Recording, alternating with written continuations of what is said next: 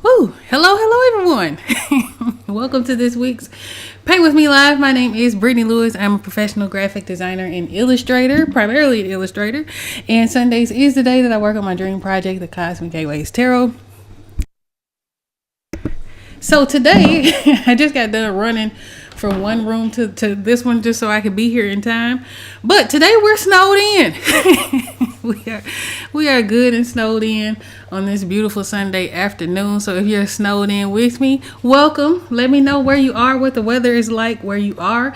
I am in my snuggie, right? I'm in my sweater so that I can be warm and show you guys what we have going on with the Cosmic Gateways Tarot. So before we get into what we're going to be getting into, please do me a huge favor and hit the like button. That helps me out a whole lot.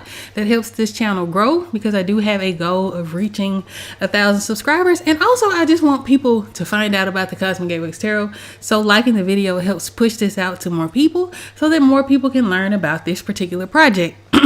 Another way that you can support me is by visiting the link down in the description.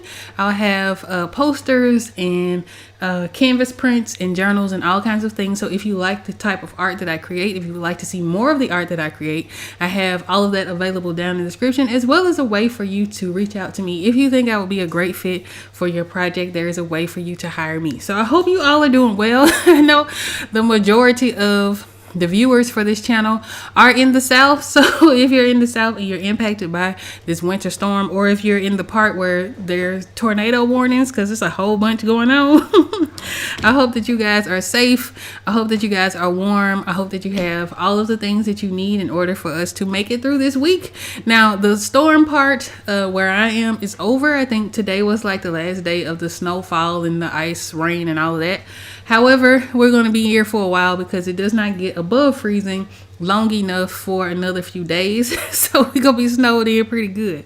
In the meantime, that makes it perfect because I'm able to work on, again, the Cosmic Gateways Tarot and kind of pick back up where we left off. Now, if you like a chill live stream on Wednesdays, I work on this project or whatever's going on in my life at the time, project wise.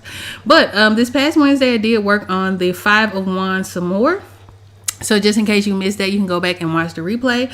But pretty much I worked on creating some costuming and things like that for my characters. I realized this as I was working on it Wednesday, that this is the first like all male card that I have where they're all men. I think I have a few, of course. I have like the knights and I have the emperor and things like that. So we do have some male characters within this deck, but I think this is one of the most masculine cards that I've created for this, and so it was a lot of fun just kind of giving them all costuming and giving them some cultural significance. And so before Wednesday comes up, I definitely will have the rest of this completed so that I can go ahead and do the flats for it. But it came together really well. It was very freeing. It was very liberating to do because I was able to just sort of make stuff up. Right, I was able to kind of use references, and I'll show you guys really quickly before we get into today's card what some of those references look like for the character. And for each character, I kind of named them wand and then a number. Right, so starting with the gentleman who's in the tunic, who's like fully fleshed out, the tunic and the hat, he is wand 1, and then going counterclockwise, there's 1, 2, 3, 4, and 5. So I'm pulling from 2 references when it comes to the posing. I'm using one where there is a man who's pulling, like they're doing a tug of war, but he has this huge rope. So I had to kind of tailor it to make sense for this particular image. And I also, and for those of you who are watching this horizontally, it'd be easier to see than for those of you who are catching this through the shorts. But just in case you're watching it through the shorts, be sure to click on my, I believe my icon name, and it'll take you to my channel so you can kind of see the references and the camera and all of that. But the 2 main references that I pulled from were the gentleman who is doing the tug of war and these kids who are doing a modified version of a tug of war that I hadn't seen before, where they're pulling against each other. Each one is wrapped up in, looks like a piece of cloth and some twine connected to them. And my guess is that whoever breaks free first wins. So that was the gist of the overall composition for this image. And of course I wanted to make this my own, so I added 2 other characters pulling in different directions, facing different directions, so that we can, you know, make something of my own. Now when it came time for me to actually create this card, Initially, I wanted to do a knot because I thought that that was a great way for me to simplify the Five of Wands for the tarot. And also, I just like the idea. I found out a little bit later that another artist did the exact same motif. And so I had to find a way to express the idea slightly differently. I still like the idea of the knot, but finding that image with the kids playing tug of war was a lot of fun. So I was able to kind of not justify it, but sort of adjust it to mean something else, or to look like something else. So of course, again, I'm going through all of my references. So of course I have a cowboy that represents Black Americans. I have a Himba man. I'm not really sure yet if I'm going to include him. He would be the guy who is facing away from the camera, so away from us. So I'm not really sure if I'm going to keep him or not. I would have a Maasai warrior. And then, of course, I drew from the Ashanti people from Ghana because I really like the robes. And I use this particular setup, or these sort of this cultural attire for the emperor for this particular deck, which is who I'll be pulling from pretty heavily for one of my characters. So I'm having a whole lot of fun like putting this particular card together. So Wednesday, fingers crossed, we'll be doing flats so that I could go ahead and get those over with and ready to go. So I'm going to close that out.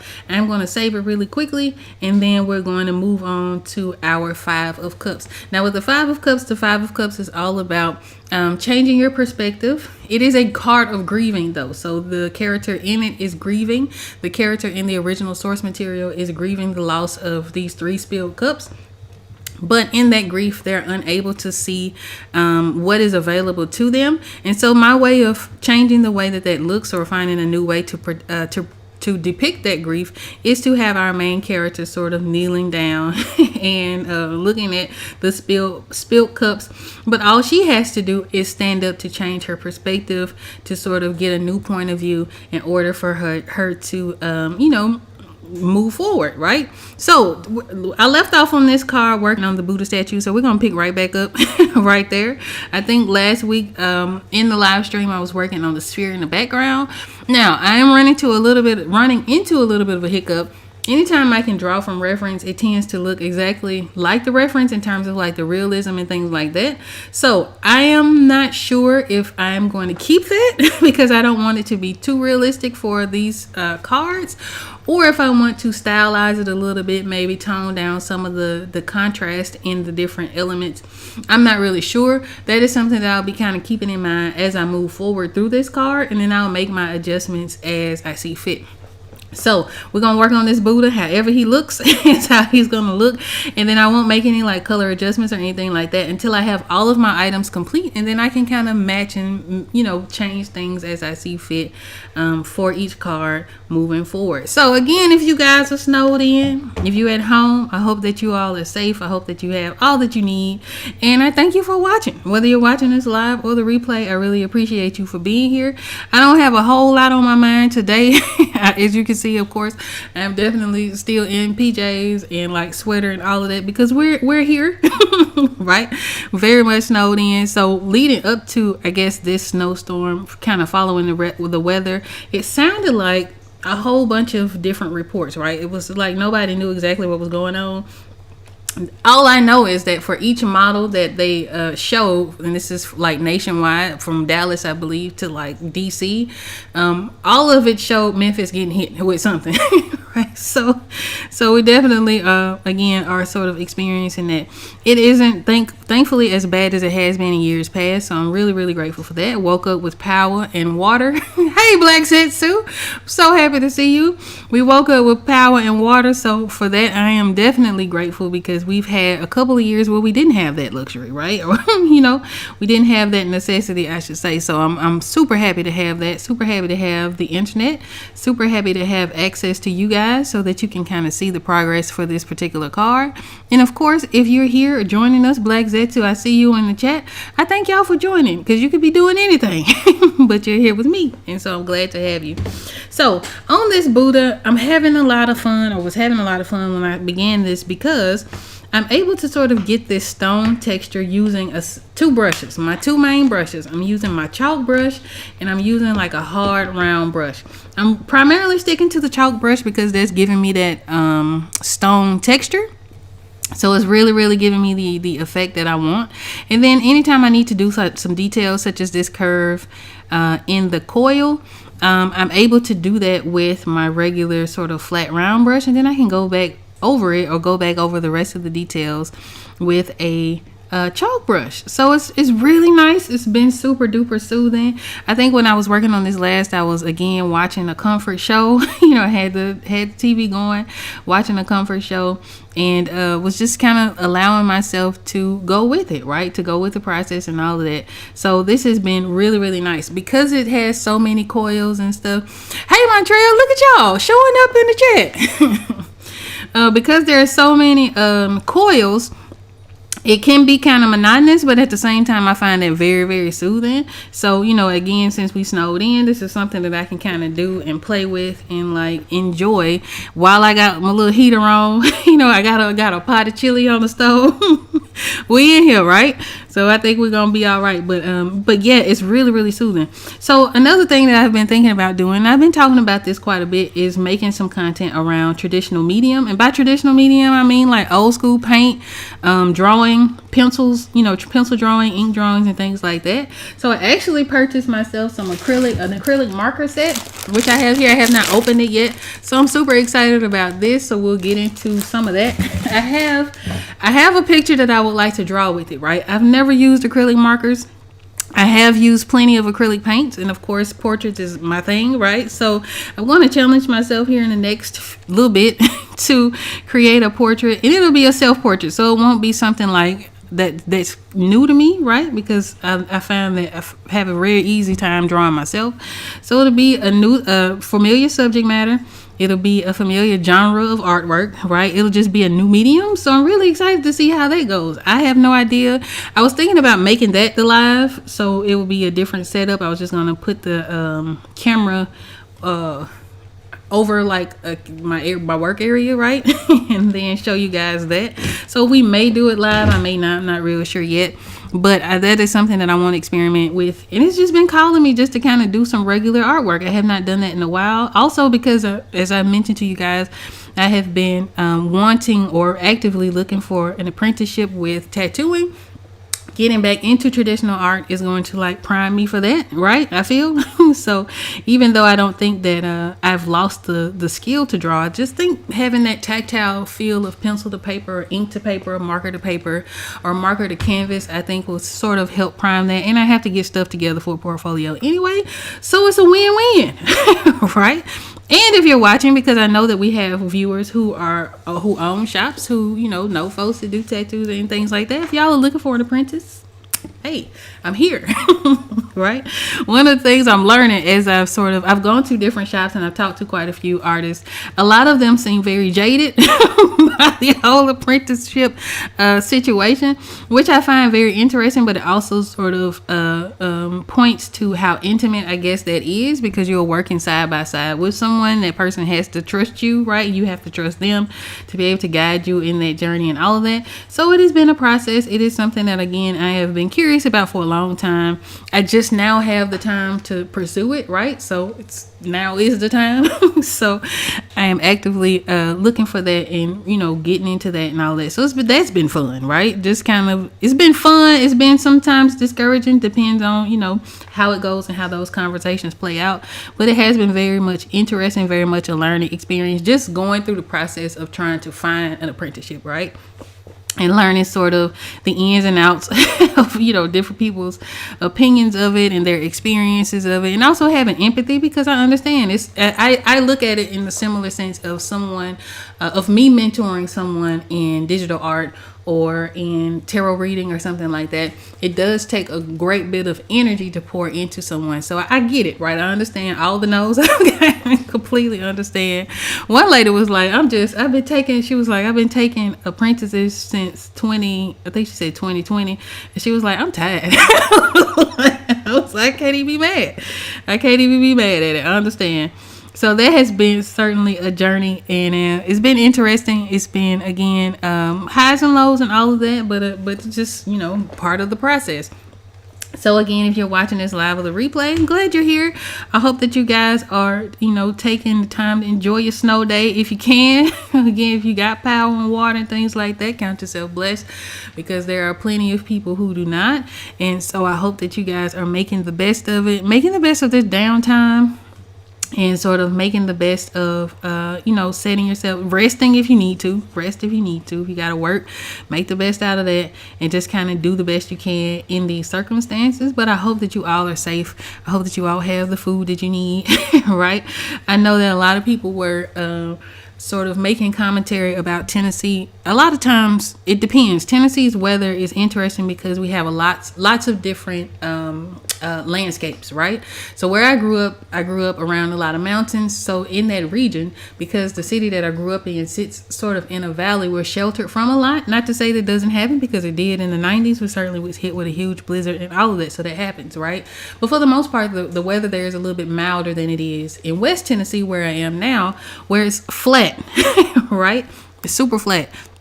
And so when we get bad weather, it hits pretty tough. And of course, because we're in the South, we're not sort of, southern cities tend not to be equipped for hard weather.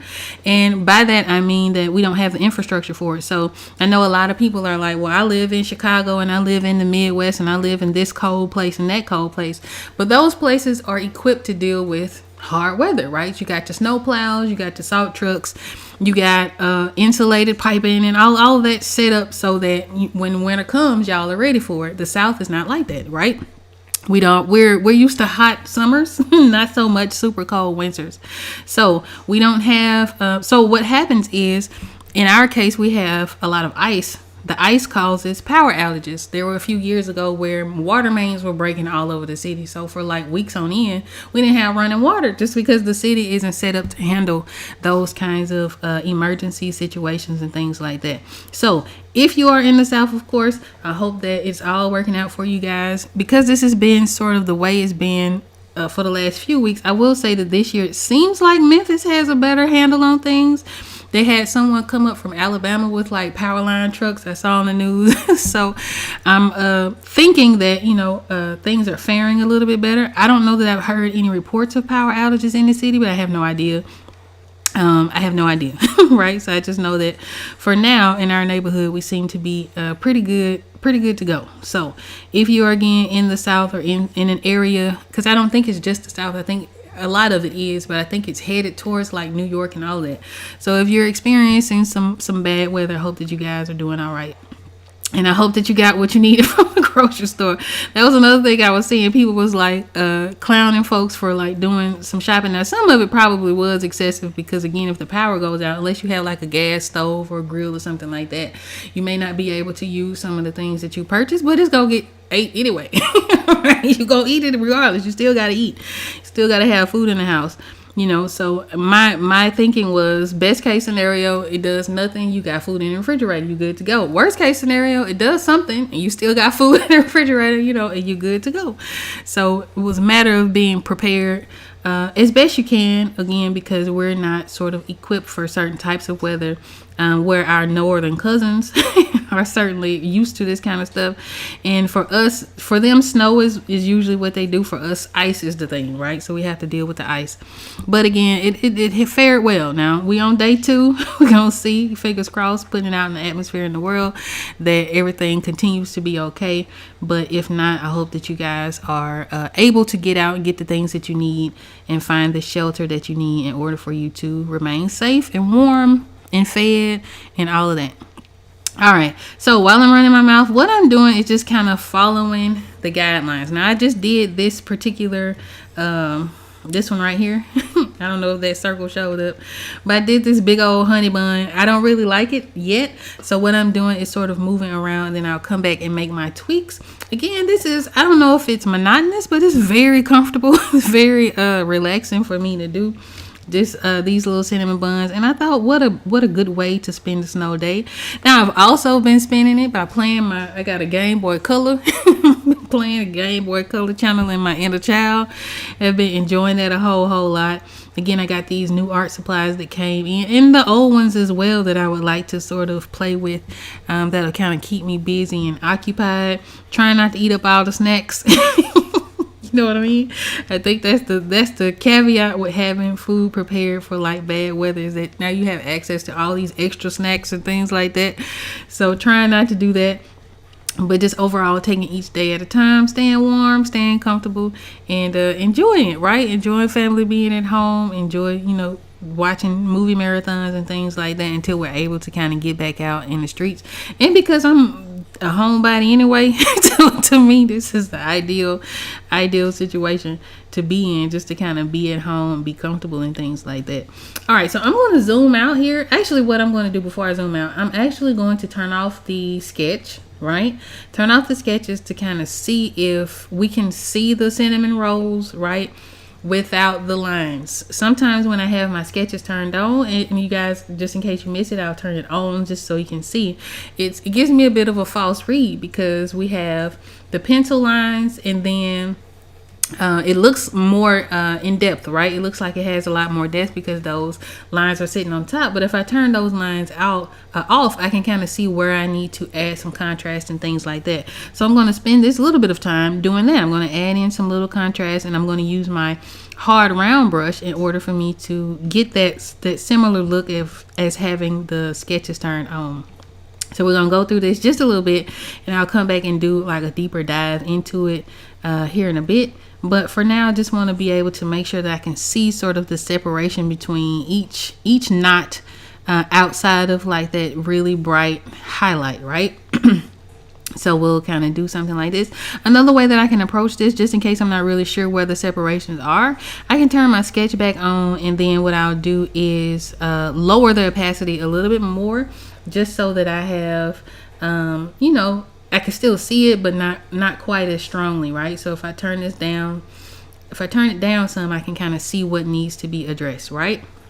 And I can still see the lines for where they are. So I'm gonna go back to my layer labeled Buddha. So it's labeled Buddha. Very easy for me to keep up with, right? And then I'm just going to go in and then add these highlights and things like that. So I'm going to be using, I think a while ago I did a poll where I asked you guys what kinds of videos you would like to see. I think right now, and that poll is still up, so it'll be active until whenever, and I may put it back up after a while. But I think the thing that was winning the most was you guys wanted to see like the time lapses and story times.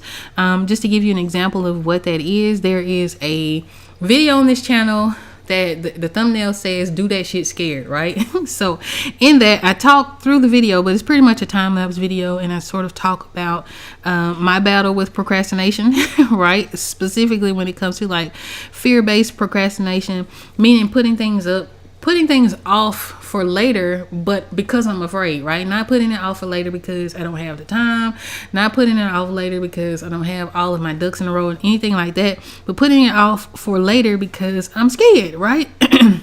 So in that, I kind of talk about my journey through that, but that is an example of like a story time slash time lapse, right? So I'm thinking that if I record this video with the markers, I'll do something similar. I'll probably do like a little bit of a review of the markers themselves, because again, I have not ever used acrylic markers, but I am very, very familiar with acrylic paintings. I'm also very familiar with, of course, portraits.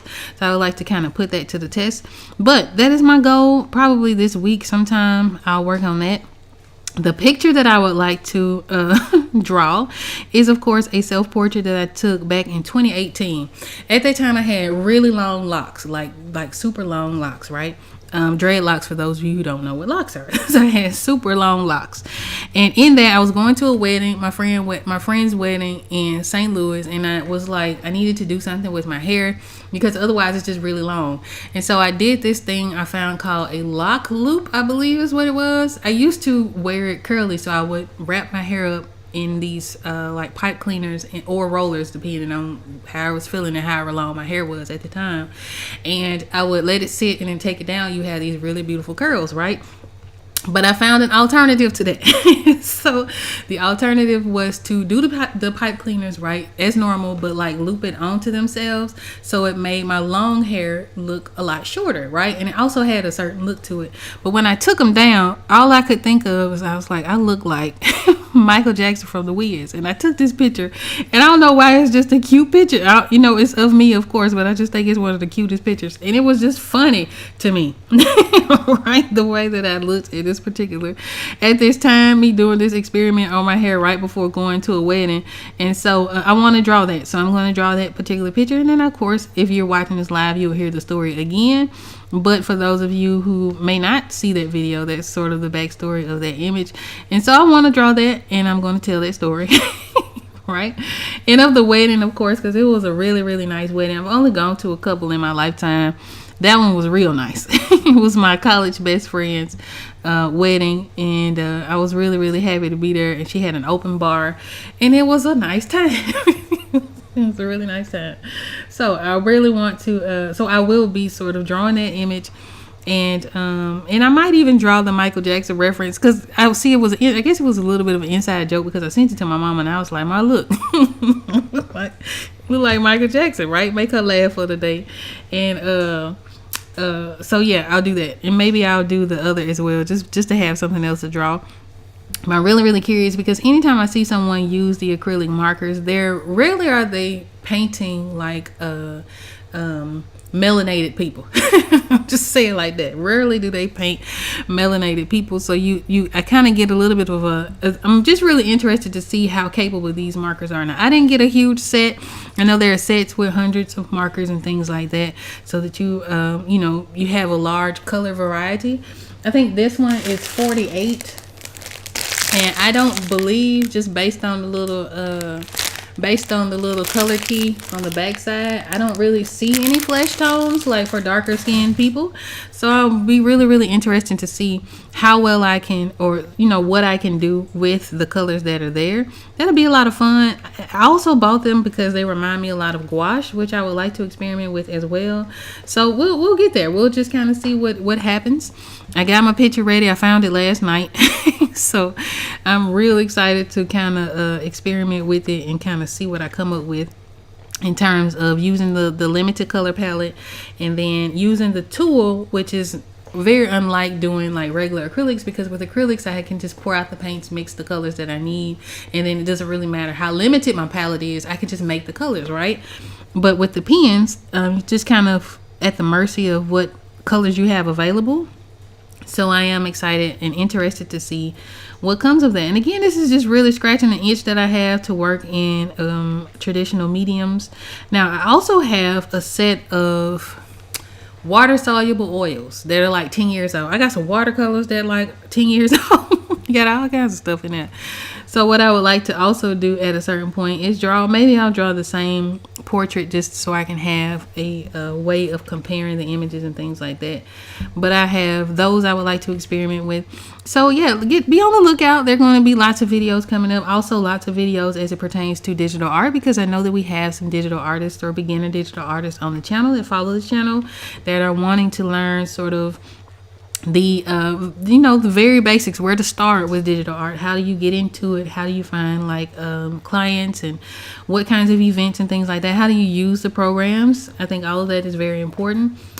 Just a quick rundown. When it comes to digital art, there are two very basic questions you have to answer, right? What do you want to draw on, and what do you want to draw in, right? So what do you want to draw on in terms of, do you want to do a mobile tablet such as an iPad, such as like a Samsung Galaxy tablet, or whatever other kind of like mobile device you can get your hands on, right? Or do you want to be stationed at like a desktop or a laptop? I have both, right? So I work currently at a computer. We're at a computer right now. And I am drawing on a Huion pen display. So that means that just like staring at a computer monitor, I'm pretty much drawing directly on the screen, on the thing. Every brush stroke you make, it's like drawing on canvas, but it's a screen, right? And it is looks like a monitor. So I have it on the monitor arm, so it comes down, so I can draw on it very much the same way that I would if I were drawing on a canvas. So before I got to this point, though, before I got this particular device, I had a cheaper version of it. And then before that, I had what's called a graphics tablet, which also plugs into the computer. But instead of looking directly at the thing that I'm drawing, I would actually look at my computer, right? So let's pretend you guys, the camera, are my computer, and I have this small graphics tablet, and I think I have a small one here so I can show you. So this is a really small one that I have. The one that I had prior to getting my first pen display, which was a lot larger, but this is sort of the gist of what a graphics tablet looks like.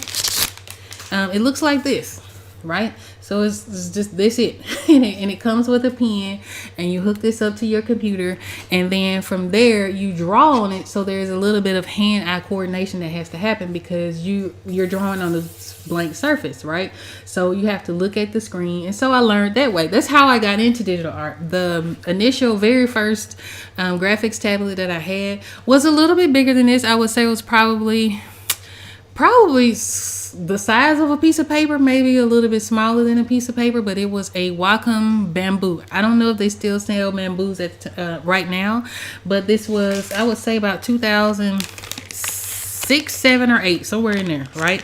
And so I had purchased the little bamboos, like $50, and that's what I drew on for the longest time. After that bamboo, I graduated up to a Intuos Pro, which was a larger size version of the same graphics tablet. So I still was not looking directly at the thing that I was drawing in terms of like looking down at it. I was looking very much at the computer screen. And then from there, I got my first pen display, which was an XP pen. And then I graduated to the Huion. So we're here at the Huion. So that is question one that has to be answered if you wanted to get into digital art. What do you want to draw on, right? Do you want to do the mobile, or do you want to hook it up to your laptop or your desktop? The other thing that you have to decide is, what do you want to draw in, right? So what kind of program do you want to draw in? There are so many options at this point. When I started, there was only Photoshop. So that was the #1 program that we drew in, right? So I got really, really good at Photoshop from a digital artist perspective, which also helped me with graphic design. So anytime I had to do like photo manipulations and things like that, all of that kind of went in tandem together. After Adobe kind of switched over to the subscription model, I was on the hunt for something else. I knew that there were at that time other programs available, such as the Clip Studio, such as Krita, such as Procreate, which is on the mobile, on the iPad. There were options. I think Corel Painter was one. The first thing that I bought was Corel Painter. Now, again, coming from Photoshop with digital art, learning your shortcut keys is essential, right? So shortcut keys meaning, instead of going through the menu settings to find the brush, I can just hit B for brush, right? Instead of going through the menu settings to find the eraser, I can just hit E for eraser, and so on and so forth. So within Photoshop, after working in it for so many years, I got used to a certain set of shortcut keys. When you go from Photoshop, most programs follow a very similar set of shortcut keys because, again, that was the program that we all use, right? So as we move forward, Clip Studio, for example, has some of the same similar shortcut keys, not all, so it was a learning curve. But when I went into Corel Painter, everything was different, right? So much so that things that made sense to me, such as hitting B for brush or E for eraser, that was all something else in Corel Painter. Now, I love the effects that I was able to create in Corel Painter. Corel Painter is very much like a Procreate, where you can get images that look very much like traditional paintings, right? Chalk drawings, pastel drawings, oil paintings, and things like that. You can emulate all of that in Corel Painter. So as a program, you can get really good results. But from a digital illustration perspective and having the shortcut keys kind of cut down on the workload, it was extremely difficult to get a grasp of. So I still have my same copy of Corel Painter. I don't use it very much. I think the last time I used it was maybe 2017 or so. And that was just me sort of playing around in it to see if I had, at that time, my patience was longer. so I didn't mind learning a new program. It didn't mean anything to me, right? It just was difficult to go from Photoshop, being able to like quickly, do what I need to do in terms of selecting menu items, and then having to learn a whole nother set of menu items. So I noticed at that time a lot of the artists that I feel like my art was on par with, right? They were using Clip Studio Paint. So I was like, well, let me try out Clip Studio Paint. And I've been here ever since. Now, since then, Clip Studio has come up with like I think it's at version 4 at this point. I still work in version 1. I don't have an issue with version 1. I think the only time I've had a problem is anytime my files get to be too big. So for instance, I work at a 600 DPI, right? Which is 600 dots per inch. It's a huge file, right? And I do that because I know that these images will be blown up and shrunk and all of those things. So I'll work at a very huge size. It's not necessary for print. 300 is the minimum. Is usually what you would want to work in. But I work at a much larger size because that's what serves me best.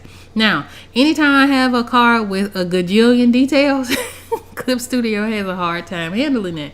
It may not be Clip Studio. I don't know if it's Clip Studio or if it is my computer itself. Maybe even a combination of the two. I'm not really sure, but that is the only time I've had issues out of Clip Studio Paint. And again, having to learn like its shortcut keys, but it's very easy for me to like change different things, different shortcut keys to the things that I'm most familiar with. And of course, I could use the same shortcut keys when I go into my Affinity, Designer, and Photo and all of that. So it becomes very universal, very handy, super handy. So yeah, so Clip Studio is the program that I work in, but that is the second question you'll need to answer for yourself if you're getting into digital art. Now, you'll see lots and lots of people go towards the iPad, but that's not your only option. So like if the iPad is out of your budget range, or it's just something that you don't like Apple for whatever reason, or it's just not something you're interested in, there are other options. And working on a desktop and a laptop is sort of the other option. For me, they both have pros and cons. With any mobile device, of course, you're mobile, so you can move around. You can take it with you. So anytime like I go get my oil change, sometimes I'll have my iPad with me. I'll do certain things, different designs and things like that.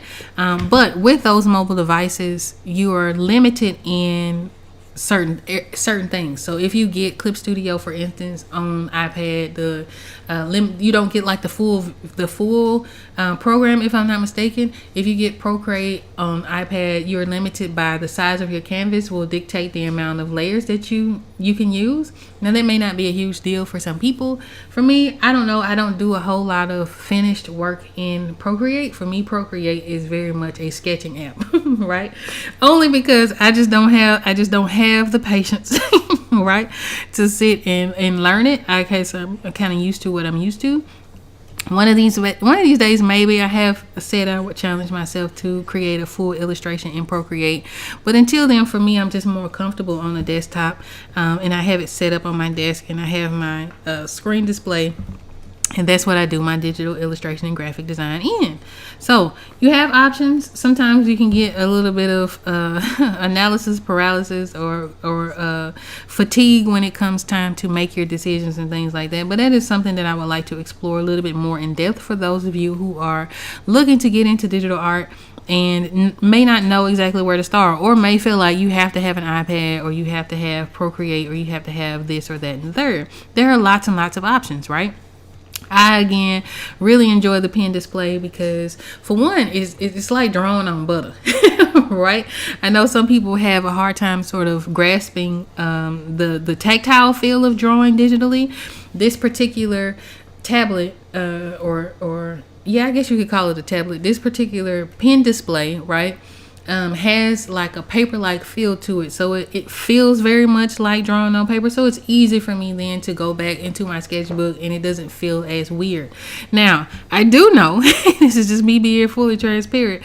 Anytime I've done like a whole lot of digital illustration, whenever I do go back into doing traditional art, like paintings, like drawings and things like that, I have to sort of flip a switch in my brain to know that I can't undo it. Right? So if I lay down something, I cannot undo something.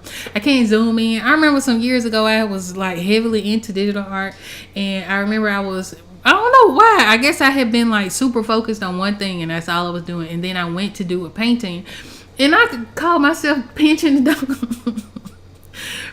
doggone the canvas or whatever I was drawing on at that time. So that does happen. There has to be a little bit of a switch that needs to be flipped when you go back and forth between digital art and traditional medium. But all in all, if you can draw traditionally, then you can draw digitally, right? And vice versa. If you can draw digitally, then you can draw traditionally.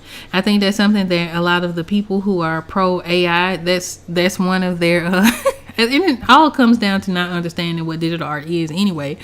But their argument is, well, if the power goes, not the power, but if like if the power goes out, then you won't have anything to draw on. But the fact of the matter is, you have to know how to draw, right? So each line that you see laid down, each sort of brushstroke, I have to manually do that, right? It's just that I'm doing it on a computer, right? So very much the same thing as me drawing on a canvas. It's the same thing as me drawing in a sketchbook. I'm just drawing on a screen, and that's it, right? So you do have to learn how to draw. Now, I don't know if I can teach you that. I don't know. We could try. I could probably try to do some lessons and things like that in terms of like my specific techniques.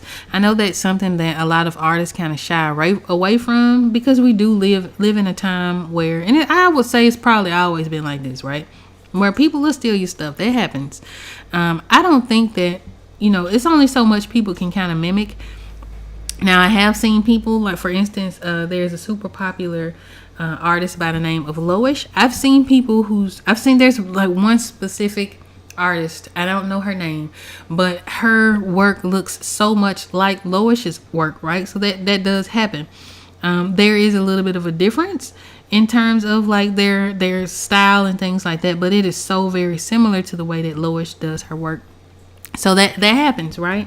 But I think there are certain things that I can show you that you can adapt and make your own, and then go from there. So we'll explore some of that. But I know that so far the number one thing that sort of came up in that poll that I had was people wanting to do or see like the story time lapses. So we'll get into some of that, and we'll see where this channel goes. Now, this last couple years, I would say from 24 to this year, has probably been the most consistent I've been on this channel in a very long time. Now, I started this channel in 2013. And I started it because I enjoy watching process videos. Again, I'm always probably going to be pro process videos because I just used to like watching them, right? I didn't have any nefarious intentions or things like that, but I would learn from watching other people create. And so I would add to that what I was doing, and I just enjoyed it. The problem was I wasn't seeing the kind of art that I wanted to do, or the kind of art that I enjoyed, sort of the voice that I wanted to hear in that space. I saw a lot of, there was just a lack of representation for people like me, right? Whether that was whatever I was into at the time, whether that dealt with my race and ethnicity and all of that, I just didn't see myself reflected in that space. And so I started to make process videos. And in that, I enjoyed it. The channel has gone through so many changes, but one of the things that was consistent when I was consistent was the fact that I would always sort of make those videos so that I could showcase whatever I was working on at the time. Now, most of it, for those of you who are curious and want to kind of go back and look at some of that old artwork, most of it was commissions. So a lot of them were portraits that people would hire me to create. Of course, a lot of it was portraits because this is what I do, right? But a lot of them were commission based. So I would do, so people would hire me, or they would find me through YouTube, or like, people my husband would know would recommend to me. They would come and find me, and I would do their portraits. I did portraits of fathers and parents, and lots of bereavement work, lots of work for people who had passed on that was gifted to like their loved ones. I think those for me were the most fulfilling to do.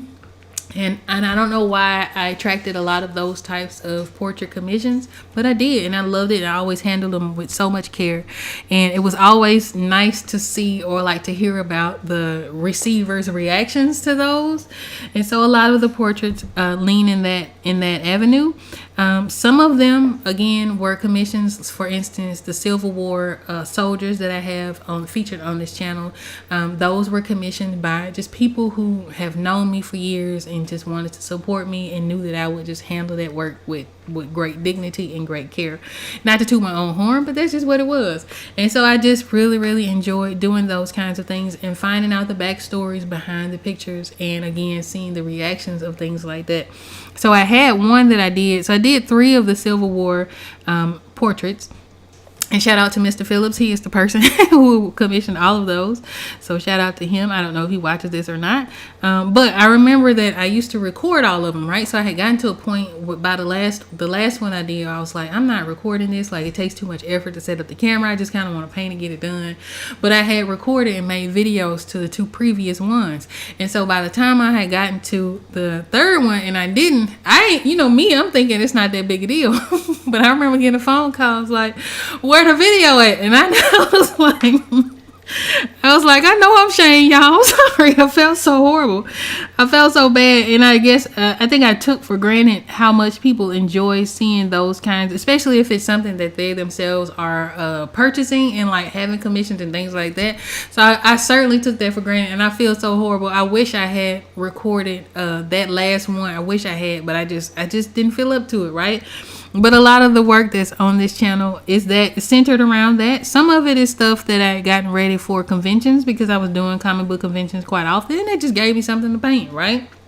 So with that, you have a whole evolution of digital art. Some of it's good again, some of it's not. Some of it I can kind of see what I would have done differently, like if I were to do it again. Some of it was stuff that I had done and I didn't really like the quality of it, so I was like, I ain't putting this up. But then I got to a point where I needed to put up videos, and I just went on and did that. So there's a whole playlist of those. They're called the Lost Files, so if you guys are interested to see what those look like, they're not all good. Right? But what I really enjoy about going back and watching some of those videos is that I can kind of see my own artist evolution, right? And what I will say is that even in hindsight, sort of looking at some of those, now the paintings were always really good. Anytime I would do a portrait painting and things like that, I still to this day feel like some of that is some of my best work, right? But some of the digital work is not so much. Right? But it was just sort of it's really interesting to me to kind of see how much growth has happened over the years. But what I was getting at is that it didn't really matter, because I was super confident the whole time. You couldn't tell me, I'm saying this now that I was like, I can kind of see that it wasn't great at that time. You couldn't tell me that. I couldn't tell myself that. I couldn't convince myself that. I kind of had an unwavering confidence about the work that I create. And I think that's kind of what you have to have. That is something that I notice in people who do really well publicly, regardless to their skill level. And a lot of times it's very mediocre people who are winning, right? And I think that comes down to just being very confident. Sometimes you have to be confident. There's nothing wrong with being a little cocky about what it is that you do if you feel like you do it well. Even if you feel like you don't do it well, you do you well, right? So there's nothing wrong with that. And that's kind of how I was. I kind of had a certain level of cockiness. Now, that ain't to say it was all bad, right? But some of it wasn't necessarily the same quality of work. And I think that's a given, because it's been so many years and I've been working consistently on what it is that I do. Right? But that's something that we all have to have as we move forward and start to explore dreams and start to explore different things that we want to learn. Kind of be okay with not knowing everything about what it is that you want to do. Be okay with being a student. Be okay with learning new things. Be okay with not having all the answers, but be confident in the fact that you can learn, right? If it can be taught, you can learn it.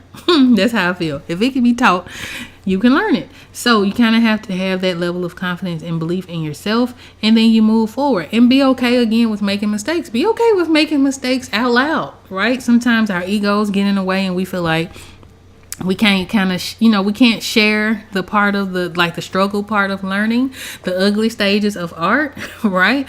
Which was something that I myself worried about when it came time for me to sort of stream and things like that. It was all in my head, and a lot of it had to do with the fact that I wasn't necessarily showing the ugly parts. Even in the time lapse videos, I was showing the whole process, but because it's sped up, you kind of rush through it. And you don't see like where we are now in this Buddha here. It's not perfect. You don't get to see those kinds of things up close and in person. So I had to kind of get over that, right? And just know it's a part of the process. And also believe that I believe enough in myself to know that even if it's ugly, even if it doesn't, look the way that I want it to look outright, I'm not reaching for perfection. So I know for a fact that it's going to come together at a certain point, right? So sometimes we have to get out of our heads and stop worrying about what other people are going to think and say about what it is that we do. If they're doing it better, then we can learn from each other. But a lot of the times the people that we're worried about aren't doing anything themselves. Right? They ain't doing nothing. They ain't doing a doggone thing. And we sitting here worried about what they think, right? So you kind of have to get out of your head in that regard and just try things out. Try it out and just be okay with not having all the answers. Be okay with being new at something. Be okay with being inexperienced at something, and just know that everybody starts at ground zero. Now, I've been drawing my entire life. I have been drawing my entire life as long as I can remember. I wasn't always good. You know what I mean? For one, I was a kid. So, you grow and you sort of evolve and you get better. Even now, I've been doing this professionally for a very long time. I'm still learning. I'm still growing. I'm still getting better. Each card that I do in this particular project, to me, looks better than the last, right? And it's the same project. So, for instance, the Four of Wands that I finished, and just in case you guys missed that, so quick rundown, working on the tarot deck. I've been working on this for the last 6 years, right? This is a dream project. I've been working on this for 6 years. So the last card that I did, I worked on it from August until December. So it took me about 4 months to complete. And I spent about 70 hours on that particular card. When I look at that card, I can tell it took me 70 hours to complete, right? I can tell that I'm improving in my technique. I can tell that I'm not so precious about the lines and where things go and how they look. I can tell that I took a good amount of care in it. And I can just see my artistic growth. I am better today as an artist than I was 2 years ago, right? I'm better today as an artist than I was 5 years ago, and so on and so forth. Certainly when I was a kid. So you just kind of have to be okay with the process, okay with the idea again that you are growing and that you are learning, and you may not get it at your first try, right? You may not get it your first try, but if it's something that you're serious about learning, whatever that thing is, if it's something that you're serious about doing, you'll find a way to do it. You'll find a way to get it done. You have to, right? Otherwise, time progresses and we're going through our life and, we're not getting anything done. And then we become hypercritical of people who are getting it done, right? We become very judgmental because that's not the way that you would do it, but you ain't did nothing, right? So kind of have to allow yourself to go through that particular process if there is something that you actually want to do and accomplish. And again, me doing these live streams is sort of a testament to that, because I was afraid to do them. I was afraid of showing the mistakes and the odd anatomy or the glitches, or like when things don't look the way that I want them to look, or the way that they look by the time I'm finished with it. I was very afraid to show that part of the process, but that is part of the process, right? And again, I've been professional at this for a really, really long time. And again, you guys can actually go back and watch some of those videos that I've created over the years. Now, I am not talking in hardly any of them, right? I don't show my face in hardly any of them. I think I didn't start to show my face until 2016, and I did an art haul. That was the first time I showed my face on camera. I think around that time, 2015, 2016 was the first time I'd done a voiceover. But you can see the progress. You can see the evolution. You can kind of see the skill and all of that grow over the years just by watching them old videos, man. We all start somewhere, myself included. I didn't come out the womb drawing, right? I didn't wake up one day and was like at the skill level that I am now. It just didn't happen that way. It took some consistency. It took some trial and error. It took some patience and some grace with myself. And of course, it took plenty of practice to get to this point. So you kind of have to do the same when it comes down to learning your new skill, or pursuing your dream, or doing whatever it is that you wish to do or accomplish in this life. Now, if you are at a point in your life, because I know a lot of people have been struggling lately, just things have been weird in the atmosphere. Things have been just weird in the States and all of that. So a lot of people are struggling and having to start from square one right now, right? Myself included. We're always kind of starting over, or finding ourselves starting over. If that is you, you have to reframe it. Even though you've done all of the work up to this point, right? You've done all of these things. You used to have all of these things. Maybe you had a career that was paying you 80,000 upwards a year or more. You know, some people were making way more than that. Maybe you had that at a certain point. Maybe you had your own home and your own car. Maybe you lost that. Maybe you've gotten to a point where you've hit rock bottom, and that happens, right? It is very hard when you're in the middle of struggling to see it going any differently. that is just the truth of it. It's very difficult to see the light at the end of the tunnel. However, there is light at the end of the tunnel, right? So no matter what we've gone through, we always kind of come out of it. It may not look the way that we thought it would look, right? It may not be as smooth a transition as we would hope that it would be, but we do always come out of those dark times. So if you are at a point in your life where you're feeling like you're at square one again, you're starting over, whether that is with a new relationship, whether that is with a new career, whether that is with just a new mindset, just trying to figuring things out, changing the way that you move and work your way through the world. Just kind of reframe it in a way. My husband was helping me with this because I was struggling. I'd be struggling, right? I was struggling real tough. But he sort of reminded me of something that we're just at a fresh start. Just look at it as a fresh, brand new start. No matter where you are in your life right now, no matter what yesterday looked like, no matter what today looked like, right? You're at a point where you're at a fresh start. So in my mind, that means that now is the time for you to dream as big as you possibly can dream. I don't care if it is something that you've never seen anybody do, right? I don't care. If it's something that you think that you would be interested in, if there's something that you always wanted to do, maybe you didn't have the resources for it, maybe you didn't have the know-how for it, maybe you just couldn't see it for yourself, but you was always real curious about it. I feel like if you're at a rock bottom position, if you're at a square one position, that is the time to pursue that thing, right? Because at this point, you got nothing to lose. You have absolutely nothing to lose, right? And I feel like this is the perfect time to dream. Sometimes when we get kind of too comfortable with life and too comfortable with our circumstances, you don't have a reason to dream bigger, right? You don't have a reason to want more for yourself. But if you're at a point where you're kind of being forced to do that, then do it. Right? Dream. Go find your resources. We talked a little bit about the libraries having resources and classes and things like that for people to learn new skills, and all of the avenues that you can take out in the world. Sometimes again, it is difficult to see that when you're smack in the middle of it. Right? I did talk about, I don't know how much I shared, but I do know that 2023 for me was like the last big year. It was like a huge year in terms of creating projects and, having the diversity of projects. And I made the most, and I was booked the most and all of that. And then towards the end of 2023, it kind of died down, and it just has not picked up quite the same as it has then. And so for me, it was like, okay, all right, I got these skills. So I was like, okay, well, let me just see if I can, find some employment, because I've been freelancing all this time. So let me see if I can sort of switch gears a little bit, find some employment, find something, a job, right, where I can utilize my skills and my experience and expertise, just so that I can get to a point where I'm comfortable enough to be able to do the thing I want to do. So you have to do the thing you have to do so that you can afford to do the thing that you want to do. So that was my mindset. Let me do that, right? What was last year? 25, I began seriously keeping track of all of the jobs that I applied to. And I think there were nearly 100. I think I got to 96.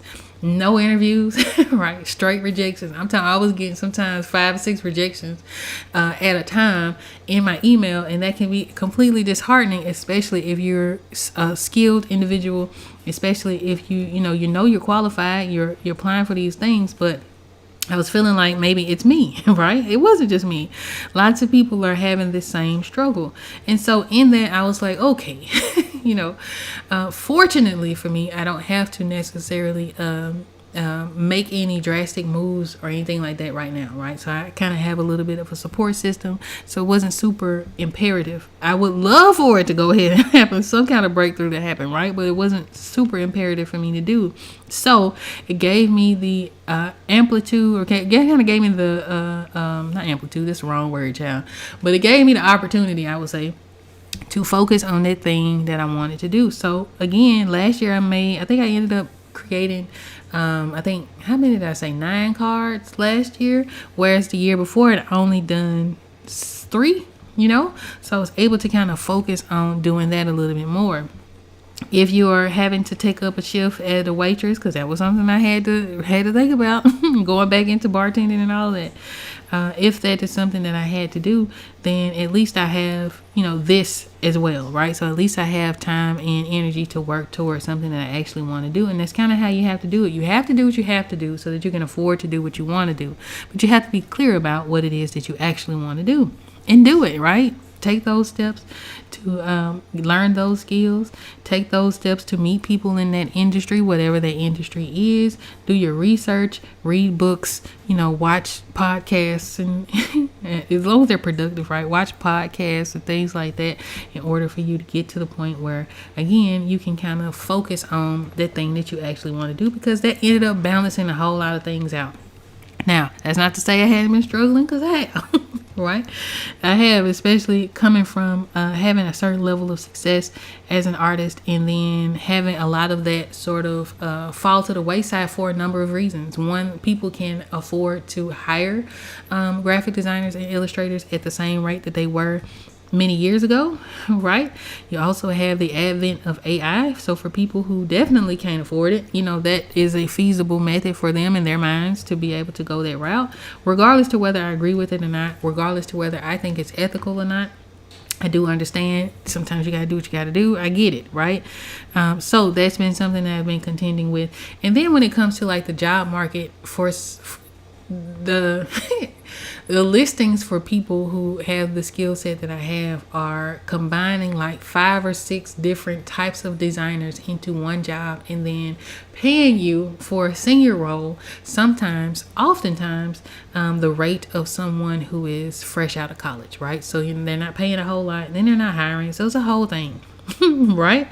So with that, balancing all of that out, I feel like now is just the time to focus on you, right? Now is the time to focus on me. Now is the time to figure out what it is that I want to do and accomplish, and then make those baby steps. Because even if it's baby steps, those baby steps are going to accumulate and, add up. So if you're in that same boat, you're not alone.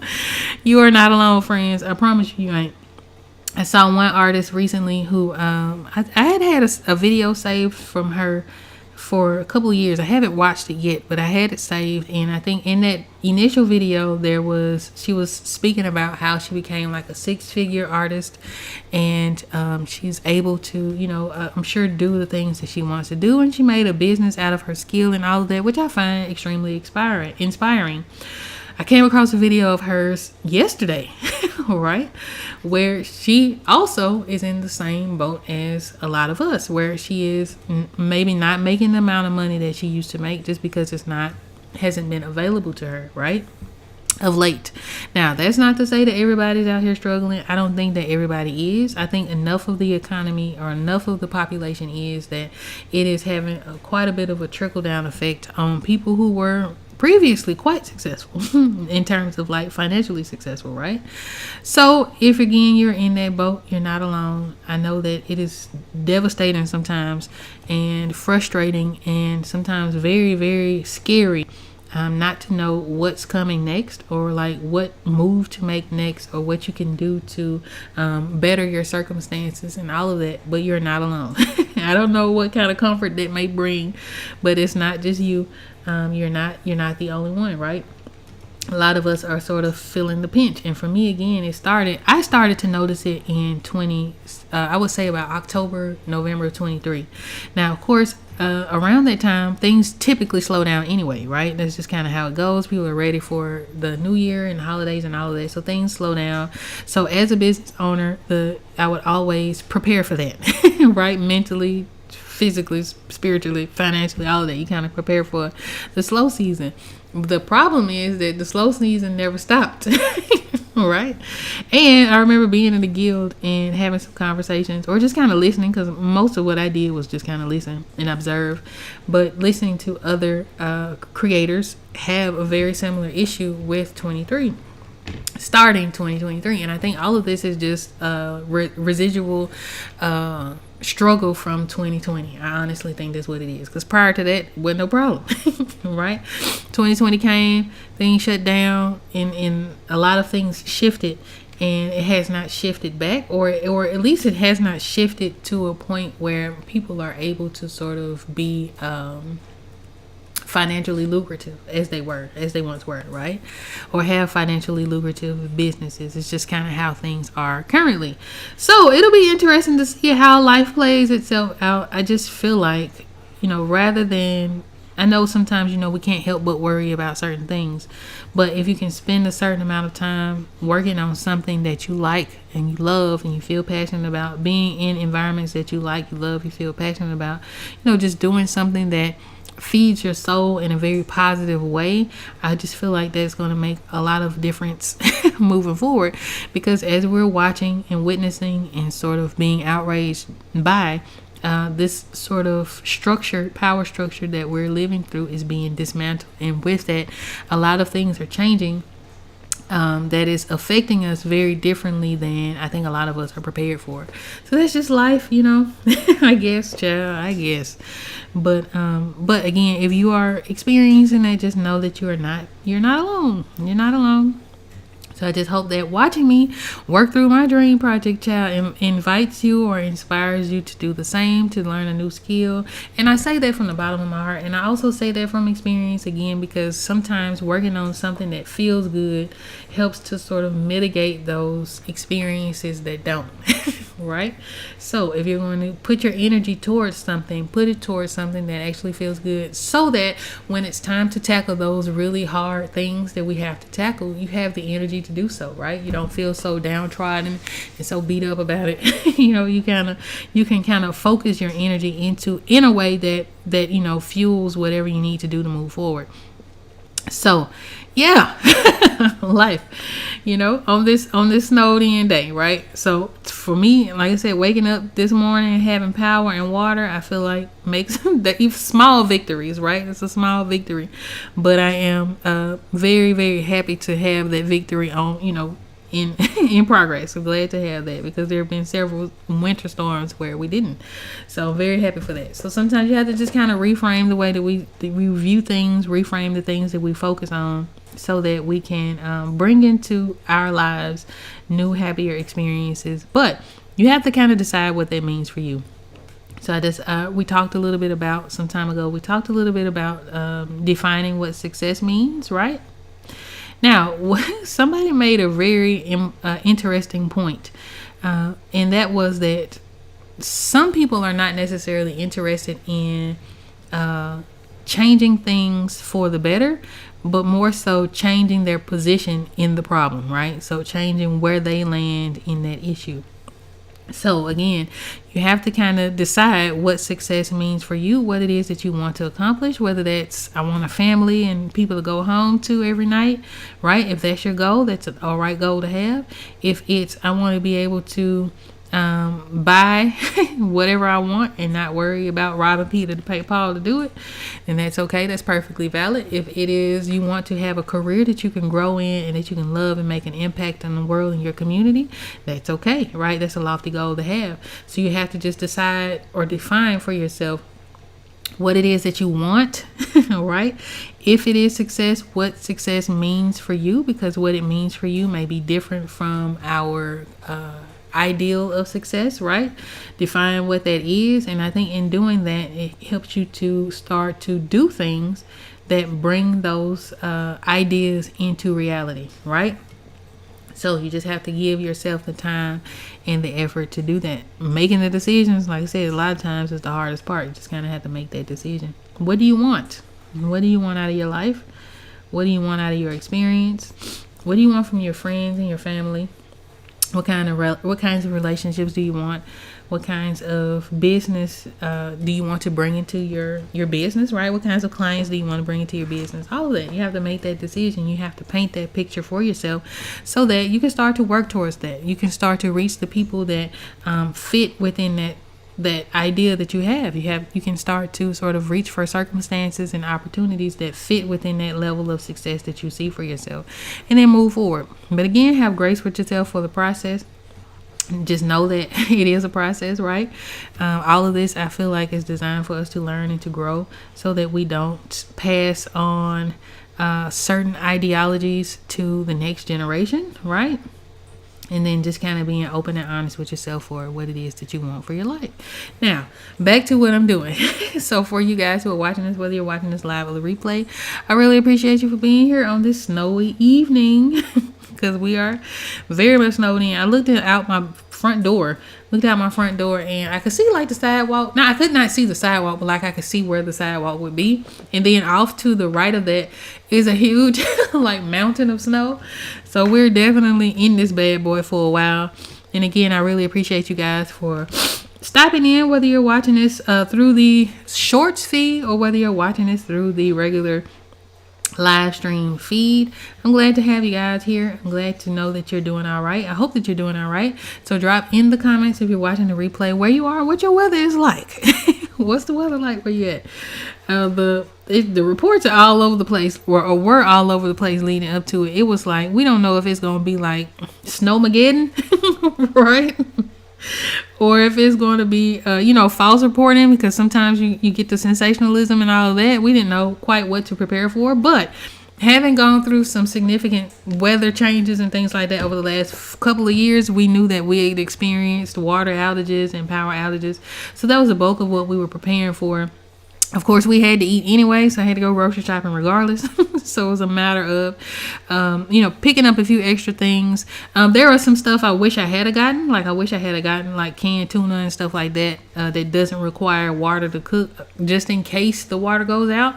But as I was planning for, like, my regular grocery shopping haul and, like, planning for the meals and things like that, that was on the top of my mind anyway, making sure that, we had meals that didn't require, like, I could substitute water for like chicken broth and stuff like that. So that's kind of how I prepped for it. I hope that you guys bought everything that you needed, and I hope that it sustains you through this winter weather. We're going to be in for the next few days in this bad. Hell, I might be in here Wednesday still snowed in. The way that it is that we have a lot of ice and stuff up under the snow, so we have huge layers of ice, but thankfully not anything bad enough to knock out the power. So I'm very fortunate in that. So if you are in a place where you don't have power and things like that, I hope that you guys have what you need in order to survive that. Right. Again, I know a lot of people who live in areas that are used to having strong winters and things like that. The way they view us is, oh, well, we're used to that. We're, I don't know why y'all tripping this and the third, but in the South, we're not equipped for it, right? We don't have the means to deal with it for the most part. So that is why a lot of panicking happens because, once the ice and stuff hit them power lines, a lot of that means that we cannot access heat. We don't have power, internet, and things like that in order to get out. So yeah, if you're in a space where you're dealing with the storm, I hope that you guys are safe and remain safe and warm and fed and all of that. So it looks like it's auto saving. So while it auto saves, oh, there it is. Okay, I was gonna say while it auto saves, let me show you guys the deck, but I think I'll show you that next week when we have a few more people on, or just next week in general, because I know that we are again streaming horizontal and vertically. So if you're watching this through the shorts feed, thank you so much for joining or stopping by. I don't know how many of you guys are doing that, but I really appreciate you for being there. I figured I would let it sort of do its thing and allow it to stream through that, and just kind of see if I can meet some new people, right? Meet some new faces. I hope that you all are enjoying the stream so far. And if you are, make sure that you hit the thumbs up. Y'all know how YouTube works. Y'all know how it go. So if you want to help me out, support me in this channel, if you enjoy hearing me talk, if you enjoy sort of watching me draw, please hit that like button. Now, I have a goal of reaching 1,000 subscribers. Why 1,000? Because I hadn't done it yet, right? And part of that is on me. It's funny because here lately, I have been watching a lot of art videos, and I'm seeing myself reflected in those. Not to say that I influenced them people, because I'm pretty sure I didn't. But I remember at the time, again, starting this channel, I was creating process videos because I wasn't seeing the things that I like to see. And a lot of them, I would like do the recordings, I would edit them, I would take my sweet precious time finding the music, because I always wanted to curate a vibe, right, around whatever it was that I was creating. I was very serious about finding the right kinds of music. And so for some of the videos, I had to change the music which to me threw things off when that was when uh, copyrights became a really huge deal. Now for a couple of the videos, I just kind of left it. I was like, I ain't monetized anyway, so so long as people are watching the art and enjoying the videos, to me I didn't care. And of course they needed to be compensated for me using their work, their music. But I would, for the most part, I was using like copyright free music, and I was able to curate, sounds that went with the visuals and things like that. And so I've been finding a lot of videos that are in the same vein. And I'm like, oh, I remember when I used to do this. Right. And so I'm just really happy to see other people embrace that. I have also noticed sort of the consumerism aspect of creating art, which I find super fascinating. Of course, people have always been drawn to like hauls, meaning like buying a whole bunch of stuff and like revealing what you bought. I have one on this channel, and I think that's probably the second most popular video on this particular channel, and I got views out the yin yang for it and all of that. So I get it. I miss sort of the purity of just creating. So just things that I'm noticing as I am sort of watching art videos and things like that on YouTube, as opposed to like my normal YouTube viewing content. So that has been interesting. I'm definitely seeing a lot of myself in some of the in some of the like the process videos and things like that. I'm just happy that people are still sharing that part, and I'm also very, very happy that people are watching them. So that's important as well, just to know that there is still an audience for that particular kind of content. I think that's really cool. So we're probably going to call it here in a bit. I want to stay with y'all just a little bit longer, but I think we're going to call it, because again, I got some chili on the stove. Because it's definitely chilly weather, right? So I got me some good chili on the stove. It's calling my name. It's been simmering for a couple of hours now, so I know it's gonna be good. I know it's gonna be good, right? I can smell it. It's a trip because I can go into another room and not smell it, and then as soon as I come out the room, it's like it hits me in the face. I think I might have put my ankles off in that chili. So I know it's gonna be good, right? So I got that calling my name. Also, I got a movie that I want to watch, so I'll probably do that as well, and just enjoy the rest of this snow day and try to stay warm as best I can. And I hope that you guys are doing the same. So I'm gonna call it a live stream here. We've been streaming for about an hour and 16 minutes. So again, if you're watching this live or the replay, I really appreciate you guys for being here. I'm gonna zoom out so you can kind of see what we've done. I'm also gonna turn off the sketch so you can see have a better look of the way it looks, right? I love the fact that it looks like stone, which is really, really nice. I think that's in part because I have that flat layer down. So for you guys who are into digital art, of course, I always do flats as one of the steps to creating the images. And then on top of that, rather than doing my normal or using my normal hard round brush as my primary brush, I use my chalk brush. So it gives me this really nice sort of stone look, and it just came together really nicely. So by the time we come back Wednesday, I will have this aspect of the picture done. So not Wednesday, next Sunday. By the time we come back next Sunday, which will be the 1st, we will have this aspect of the image done. So we'll move on to another part of the picture so that we can just kind of wrap this thing up and get it completed and get on to our next set of cards. So if you like a little more chill live stream, join me on Wednesdays. We have Bring Your Own Project Live. I'll be here probably still in my Snuggie. We'll see. I did put some earrings on though. I was like I can at least do that. So I'll be here comfortable. I hope that you guys join me then. We'll be working on the 5 of Wands for this project, and by then we should have flats going, so I'll be adding color and things like that. I'm really excited to see how those characters shape up. That has been so much fun just drawing that outright. I think it's because it's just a change of atmosphere from the card that I spent so many months on, and having these new cards to work on. It's been really, really nice. If you would like to support me again in any way, shape, or form, hitting the like button does that. If you have not yet subscribed, be sure to do that. Stream twice a week, and before long we'll have some longer form videos popping up. So we'll have different kinds of content as well. So if you just enjoy watching me create and would like to learn more about creating and all of that, or if there's something in particular that you would like to see on this channel, be sure to leave that down in the comments and let me know where you are and what the weather is like. So I won't over talk it because I feel like I am. So I hope to see you guys next Wednesday for Bring Your Own Project Live. Until then, I hope you guys have a happy, creative, prosperous, and very warm week. Peace.